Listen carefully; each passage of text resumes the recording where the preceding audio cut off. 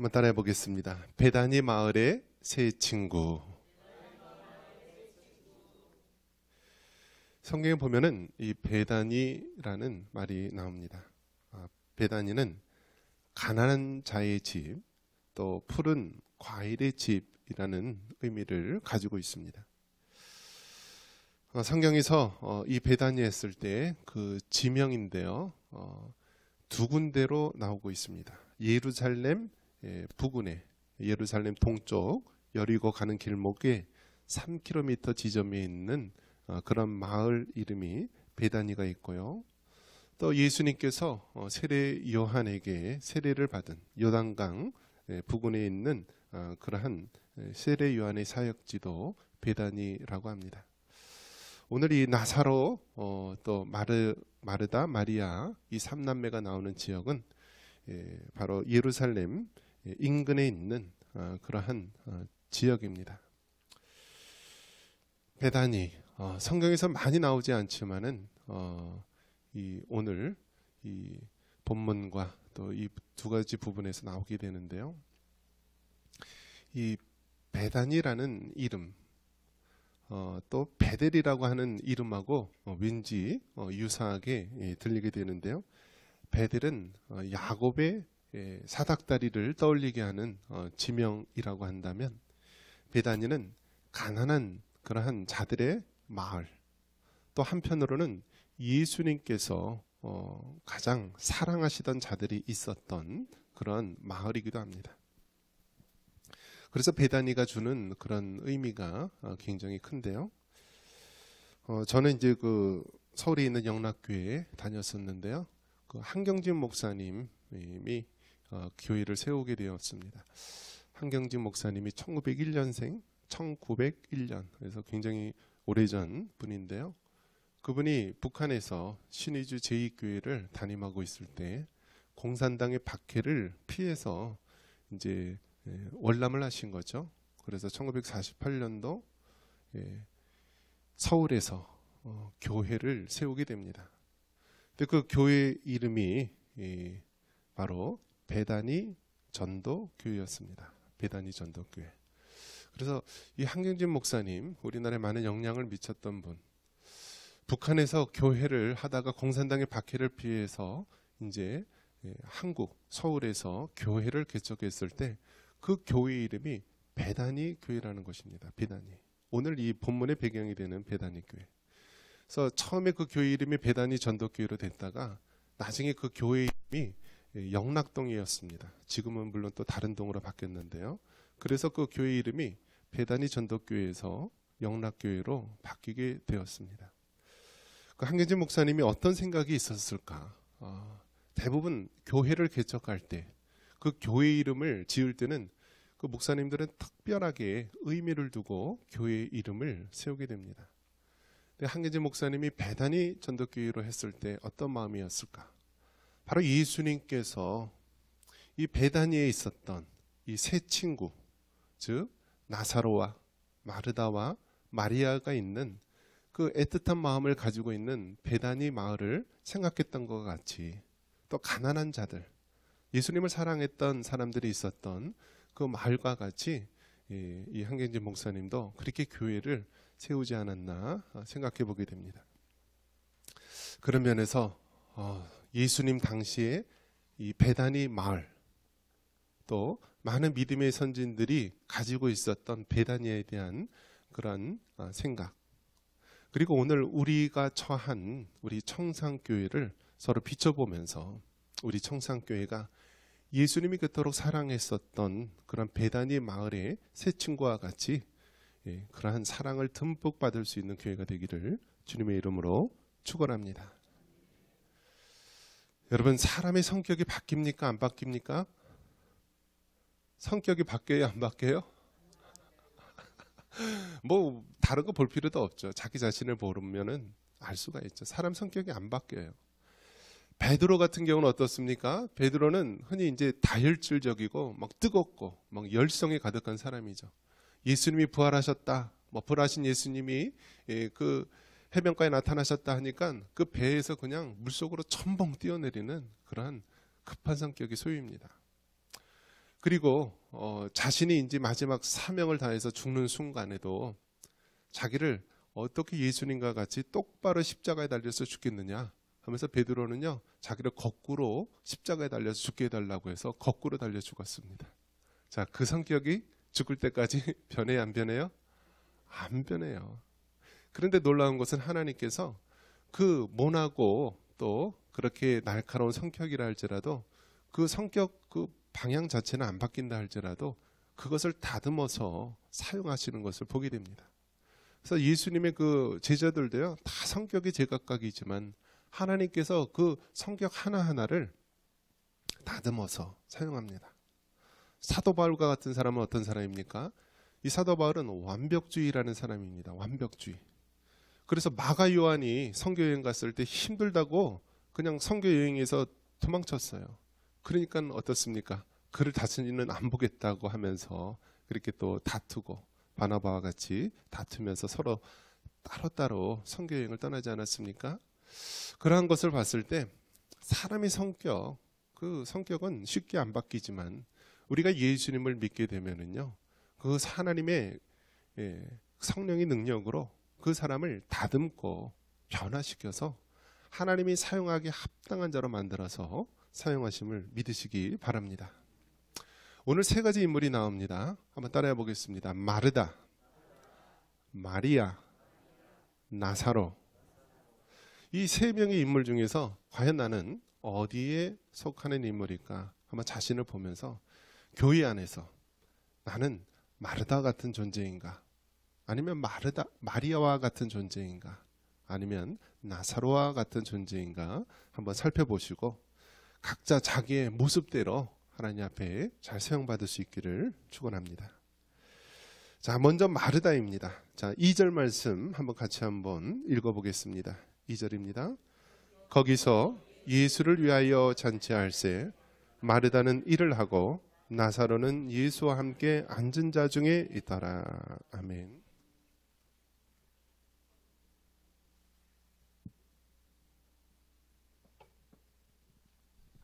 옛날 어른들 설교를 듣다 보면은 마르다가 나은가 아니면 마리아가 나은가.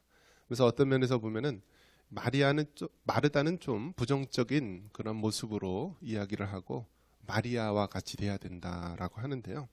사람 생긴 거는 쉽게 변해요, 안 변해요? 안 변해요. 그래서 마르다 같은 사람은 마르다대로 사용을 받아야 되고요. 마리아 같은 사람은 마리아대로 사용을 받아야 됩니다. 마르다는 어떤 사람이냐면 일 중심의 사람입니다. 한번 따라해 보겠습니다. 일 중심의 사람. 자, 예수님이 이 베다니 이 세 자매의 집에 오게 됩니다. 이 11장에서는 죽은 나사로가 다시 살아나는, 부활하는 놀라운 역사가 일어나게 되죠. 그래서 이를 기념하면서 집에서 예수님을 위해서 잔치를 해주게 됩니다.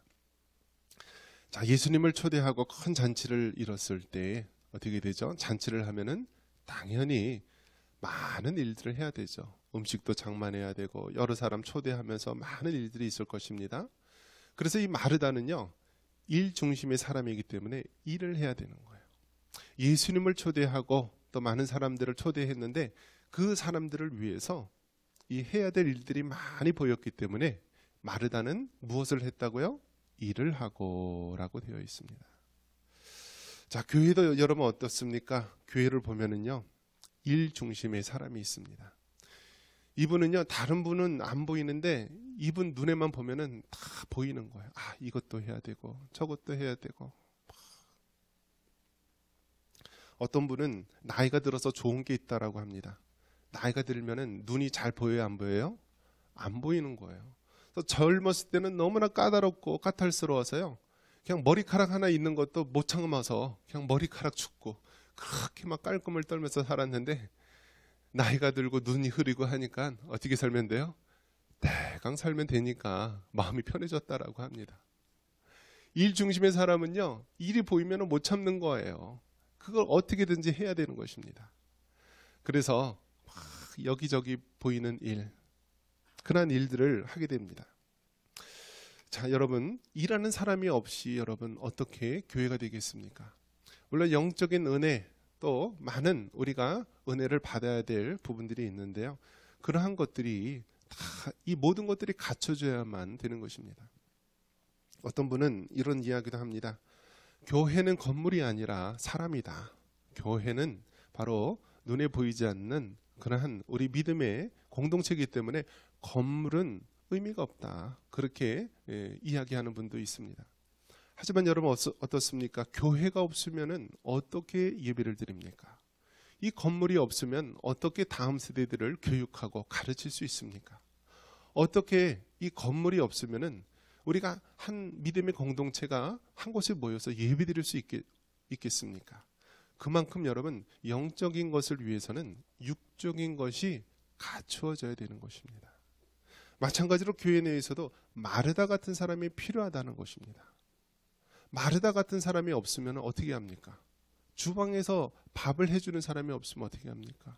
주차장에서 또 교통 안내를 하고 차량 운전하는 사람이 없으면 어떻게 많은 사람들이 교회로 올 수 있습니까? 교회 청소하고 또 여러 가지 많은 손이 필요한 것들, 마르다와 같이 일하는 사람이 없으면 어느 누가 편히 앉아서 이렇게 예배 드릴 수 있겠습니까? 우리가 보이는 모든 것들을 보면은요, 누군가 마르다와 같이 땀 흘리고 또 헌신하고 노력하여서 우리가 이렇게 좋은 공간에서 우리가 이렇게 편안한 환경 속에서 예배를 드릴 수 있는 것입니다. 그런 면에서 여러분, 마르다 같은 사람은요, 그냥 마르다와 같이 그런 하나님이 주어진 달란트를 향하여서 섬기며 일하면 되는 것입니다. 대신 어떤 마음을 가지지 않으면 되죠? 자기처럼 일하지 않는다고 다른 사람을 비난하면 안 되는 것입니다. 여러분, 새벽교회 나오는 사람 중에서 가장 위험한 사람이 어떤 사람일까요?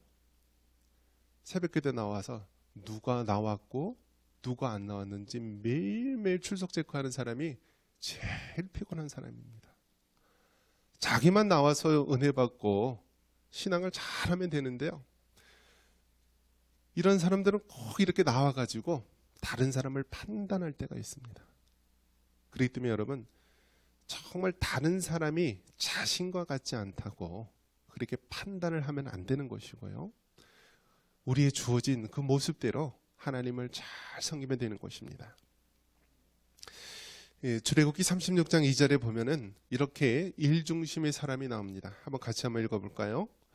모세가 브살렐과 오홀리압과 및 마음이 지혜로운 사람 곧 그 마음이 여호와께로부터 지혜를 얻고 와서 그 자를 부르매. 아멘. 여기서 보면 브살렐과 오홀리압이라고 하는 사람이 나옵니다. 이스라엘 백성이 광야 40년 그 이동 생활을 하게 되죠. 그럴 때 그 이동식 성전을 만든 사람, 즉 성막을 만든 사람이 바로 브살렐과 오홀리압입니다. 브살렐은 유다 지파 사람으로서 지혜와 총명, 지식이 많은 사람이었고, 자신이 가진 여러 가지 재주를 통하여서 정교하게 금이나 은이나 노수를 통하여서 그러한 많은 것들을 만든 자입니다. 오홀리압은 단지파 사람으로서 이 성막, 회막에 관련된 모든 것들을 또 만들고 제작을 하게 됩니다. 여러분 어떻습니까? 아무리 영적이고 또 은혜가 충만해 보이는 그러한 것들을 이루기 위해서는 누군가 이렇게 자신이 헌신과 노력을 통해서 만드는 사람이 있다는 것입니다. 왜 하나님께서는 특별히 그렇게 기구를 만들고 성막을 만드는 그 사람의 이름을 성경에 기록을 했을까? 그만큼 이 영적인 성막, 성전이라 할지라도 이를 위해서 만든 사람, 그 사람의 수고와 땀방울, 그 달란트와 재주를 하나님께서 귀히 여기신다는 것입니다. 그런 면에서 여러분, 교회에 와서 자신이 주어진 달란트, 나는 무엇이 달란트인지 모른다라고 하는 분들, 가장 우리 눈에 보이는 것서부터 하시면 됩니다.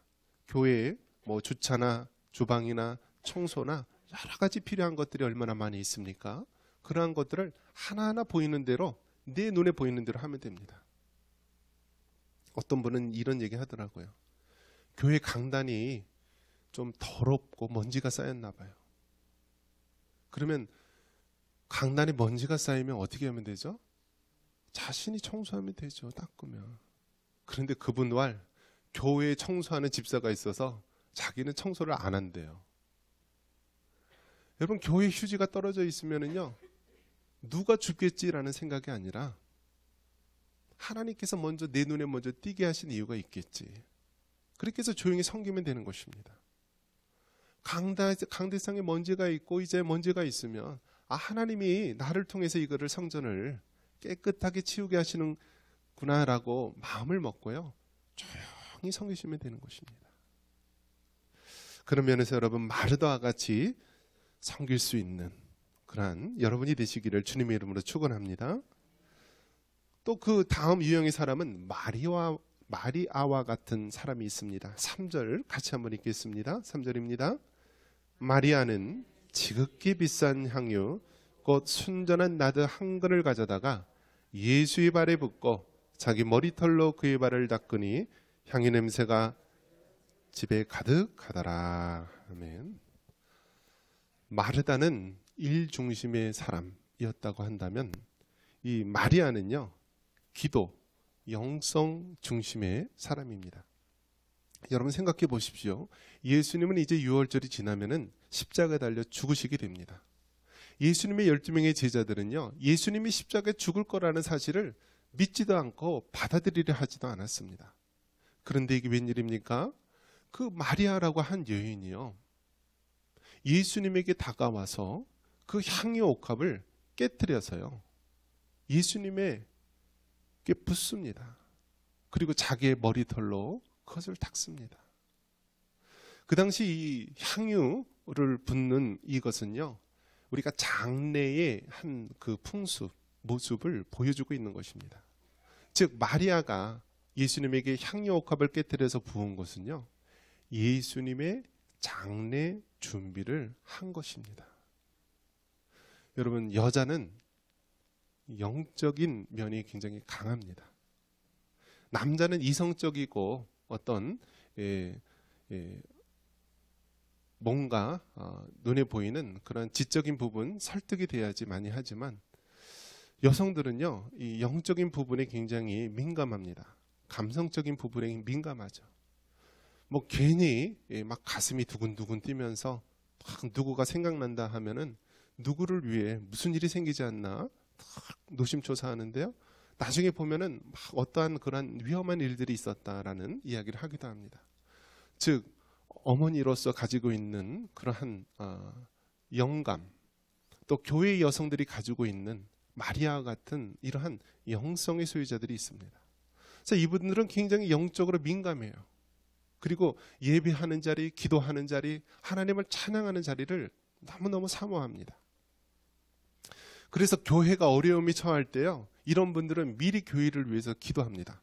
갑자기 하나님이 40일 기도를 하라고 시키셨다.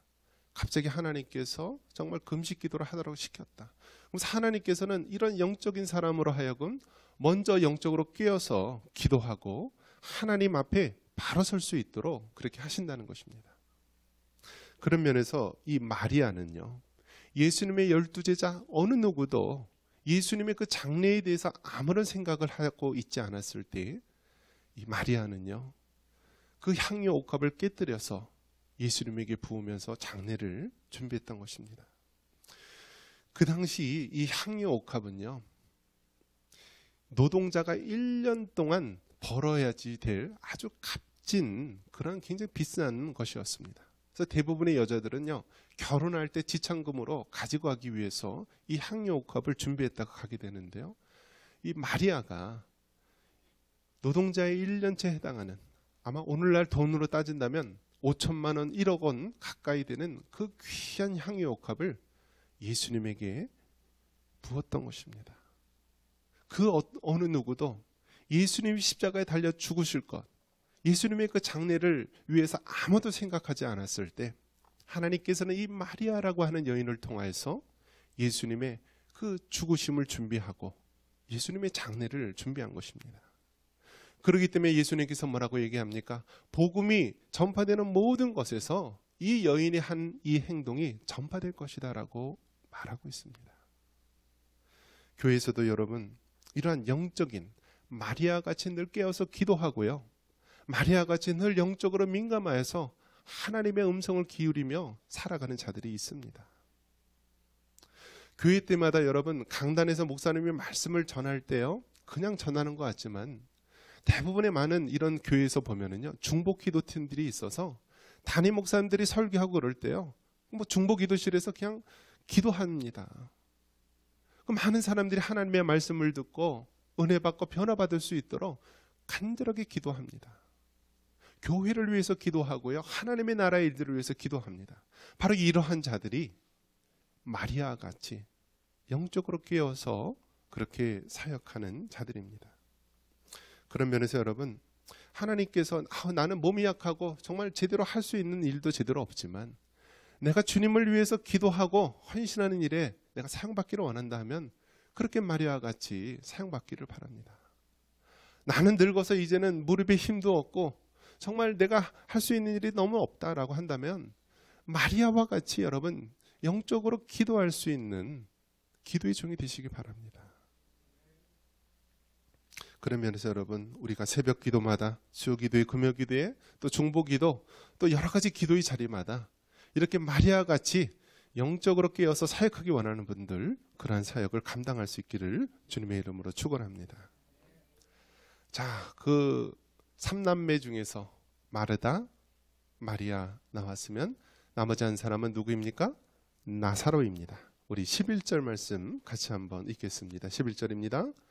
나사로 때문에 많은 유대인이 가서 예수를 믿음이러라. 아멘. 여러분, 이 나사로는요 가장 놀라운 경험을 한 인물입니다. 그래서 나사로는요 유대인들을 전도하고 삶의 열매로 많은 사람에게 중요한 영향력을 미쳤습니다. 그래서 나사로 우리가 떠올리면 한번 전도에 대해서 우리가 생각해 볼 수 있습니다. 한번 따라해 보겠습니다. 전도 중심의 사람. 이 나사로와 같이 삶에 하나님이 역사하신 그 역사하심이 너무나 크고 강해서요, 주변에 있는 많은 사람들에게 전도가 되는 사람이 있습니다. 정말 그 생명의 위기 속에서 구원해 주신 하나님의 은혜, 죽음에서 살리신 그 하나님의 은혜를 체험하고 또 주변에 있는 많은 사람들에게 자연적으로 살면서 전도가 되는 인물이 있습니다. 그런 면에서 봤을 때 여러분, 이 나사로와 같은 사람이 많이 있기를 바랍니다. 그분만 보면, 그 장로님만 보면, 그 권사님만 보면, 그 집사님만 보면은 아, 정말 하나님이 살아계시구나, 하나님이 저 사람을 통해 역사하신 것이 보이는구나 라면서 저절로 전도가 되고요, 저절로 예수님이 믿어지는 사람이 있다라는 거예요. 나사로가 바로 그러한 사람이다라는 거예요. 나사로는 어떻습니까? 예수님이 십자가에 달려 죽으시기 전에 이 사망의 어둠에서 부활의 그 영광에 이르는 것을 예수님께서 보여주셨습니다. 나사로가 병이 들어서 죽어서 나흘이 되어서 시체 썩는 냄새가 나고 배로 온몸을 동이고 있는 그 상태에서 예수님께서는 그 나사로의 무덤에 가서 나사로야 나오라 라고 했을 때 그 죽은 나사로가 배를 동동동동 이렇게 감고 있는 상태에서 나오게 됩니다. 이 모습을 봤을 때 얼마나 많은 사람들이 도전이 됐고 얼마나 많은 사람들이 하나님의 살아계심을 보았겠습니까? 그래서 나사로를 통하여서 오늘 본문에도 보면 뭐라고 되어 있습니까? 많은 유대인들이 예수님을 믿었다라고 말하고 있는 것입니다. 자, 요한복음 4장 39절 우리 한번 같이 한번 읽겠습니다. 요한복음 4장 39절입니다. 여자의 말이 내가 행한 모든 것을 그가 내게 말하였다 증언하므로 그 동네 중에 많은 사마리아인이 예수를 믿는지라. 아멘. 요한복음 4장에는 이 오물가의 여인 사마리아 여인이 나옵니다. 이 사마리아 여인은 남편이 여럿 있었던 그 당시에 참으로 하찮은 그런 여인의 모습이었지만 이 여인이 우물가에서 예수님을 만난 이후에 여러분 그 사마리아 성이요, 그 사마리아 동네가 전도가 되는 것을 보게 됩니다. 이처럼 여러분 한 사람이 예수님을 만남으로 말미암아 나사로와 같이 또 이 사마리아 여인과 같이 많은 사람들에게 예수님의 복음을 증거하는 삶을 산 인물이 있습니다. 교회에서도 보면은요, 그 한 사람이 딱 교회에 들어옴으로 인하여서 그 사람으로 인하여 많은 사람들이 마치 굴비가 엮여서 이렇게 오듯이요, 많은 사람들이 전도되는 경우를 보게 됩니다. 특별히 이렇게 전도의 달란트가 있는 사람이 있어요. 인도네시아 같이 섬으로 이루어진 나라에서는요, 그 섬 마을에 이 촌장, 추장이 한 분이 예수님을 만나게 되면은요, 그 섬에 있는 무수히 많은 사람들이 다 복음을 받아들이는 경우를 보게 됩니다. 우리 청산교회도 이런 나사로와 같이 복음의 영향력을 미칠 수 있는 사람이 세워지기를 바랍니다. 정말 그 사람만 바라보면 하나님의 살아계심을 볼 수가 있고요, 그를 통하여 많은 유대인들이 예수님께 돌아오고 많은 사마리아인들이 하나님께로 돌아왔듯이요, 그 한 영혼 때문에 많은 사람들에게 복음의 영향력을 미칠 수 있는 사람이 세워지기를 바랍니다.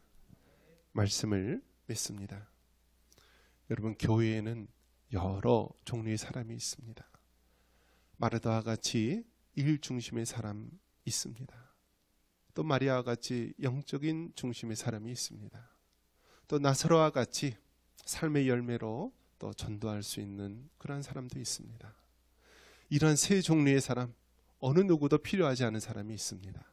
이 모든 세 사람들 연합하여서 하나님의 온전한 교회를 이루듯이요, 우리 청산교회가 이러한 여러 종류의 사람들이 오직 복음을 위해서, 오직 예수님을 위해서 주님을 섬기고 교회를 세워나갈 수 있는 은혜가 있기를 주님의 이름으로 축원합니다.